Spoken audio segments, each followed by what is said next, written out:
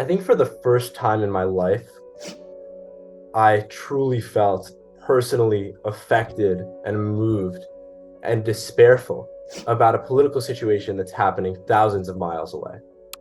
I'm Persian Jewish. My family escaped from Iran during the revolution in 1979, knowing the only place they could go was the state of Israel, as my grandfather got his affairs together and the whole family left to go to the United States.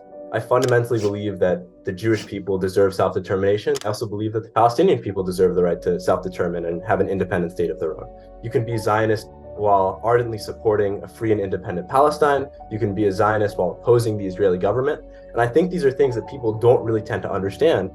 I have family and friends in Israel, and this is the first time that I've seen people be taken hostage and brought back into Gaza. The first time that I've seen pictures of bloodied clothing lying on the street.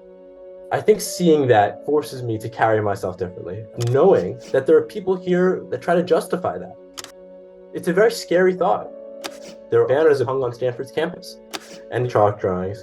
Some of these messages were legitimate criticisms of the Israeli government, but others were direct calls to violence and direct calls for the destruction of the Jewish state. I think it gives people like my grandmother the right to be concerned, the right to call me and say, Kevin, I don't want you to wear a Star of David necklace. I don't want you to go to any protests. I don't want you to speak out. I understand where she's coming from. We don't want to make ourselves targets. But in a larger sense, I think it behooves us not just as Jews, but as Americans to speak out. I've had some very productive conversations with my peers about this issue. A lot of them that started off antagonistically, but ones after exploring the deeper history behind all of this, after looking into what it means to be Zionist, what it means to be pro-Palestinian, looking at how we can actually move the needle forward, I think it's a good place to start. A week ago, I was leaving class and I ran into a friend of mine. He's Palestinian, he's a year younger than me. We saw each other, and we stopped, we hugged each other.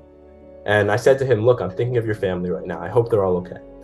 And he said, obviously I feel the same about your family and I'm thinking about them. We want peace. And when we see people dying, whether it be innocent Israelis or innocent Palestinians, it causes us grief. And viewing that grief and that pain as a shared point of understanding, I think does the most to actually further the conversation.